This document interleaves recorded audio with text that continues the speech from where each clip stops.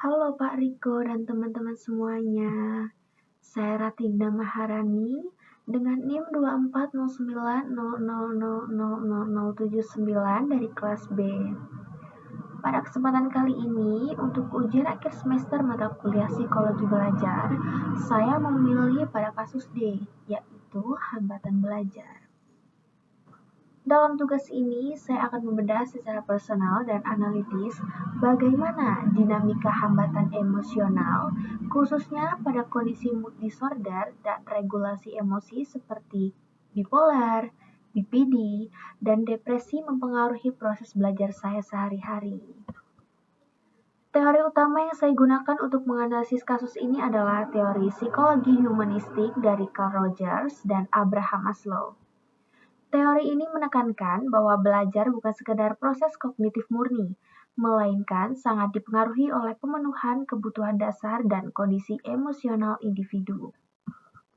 Rogers mengatakan bahwa lingkungan belajar yang aman dan kondisi emosi yang stabil adalah syarat mutlak agar seseorang bisa mencapai potensi belajar maksimalnya. Selain itu, saya juga memadukannya dengan teori pengolahan informasi atau kognitivisme untuk menjelaskan bagaimana emotional overload atau luapan emosi yang biologis dapat menyumbat kapasitas working memory kita saat memproses informasi baru. Jika dibedah secara mendalam, hambatan emosional yang saya alami bermanifestasi dalam 3 pola utama. Yang pertama, ada fase depresif dan anhedonia. Ketika berada di fase ini, energi dan motivasi saya berada di titik terendah. Secara psikologis, muncul fenomena brain fog atau kabut otak, di mana proses pengolahan informasi menjadi sangat lambat. Materi perkuliahan yang biasanya mudah dipahami terasa sangat berat untuk diproses oleh memori jangka pendek. Yang kedua, ada dinamika BPD dan fear of failure. BPD membuat regulasi emosi saya sangat sensitif. Muncul kecemasan berlebihan atau fear of failure ketika merasa tugas terlalu menumpuk. Otak saya mempersepsikannya sebagai ancaman. Akibatnya, terjadilah respon freeze atau menunda-nunda, bukan karena saya malas, tapi karena saya overwhelmed secara emosional.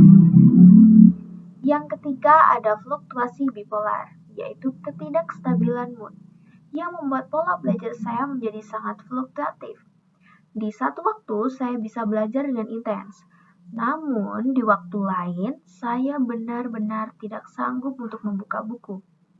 Ketidakstabilan ini mengganggu konsistensi pembentukan skema belajar jangka panjang. Sebagai calon psikologi, intervensi yang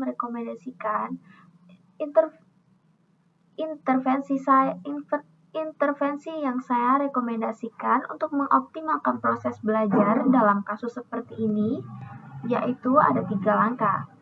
Yang pertama, ada penerapan microlearning and phasing strategy, yaitu memecah materi besar menjadi porsi-porsi kecil berdurasi 10-15 menit. Ini membantu mencegah beban kognitif berlebih, yaitu cognitive overload, saat emosi sedang tidak stabil. Yang kedua, ada teknik regulasi emosi sebelum belajar, yaitu menerapkan latihan grounding. 5, 4, 3, 2, 1, atau mindfulness. Sebelum memulai membuka buku, guna menenangkan sistem saraf dan mengembalikan fungsi executive control pada otak. Yang ketiga, ada penyediaan safe space and self-compassion. Mengubah pola pikir dari all or nothing menjadi fleksibel. Menghargai setiap progres kecil tanpa memaksakan standar kesempurnaan saat emosi sedang drop. Kesimpulannya, memahami hambatan belajar dari kacamata emosional mengajarkan saya bahwa belajar adalah tentang bagaimana kita bersahabat dengan kondisi diri sendiri. Sekian analisis video UAS Psikologi Belajar dari saya. Mohon maaf apabila ada kesalahan kata. Terima kasih dan semoga bermanfaat.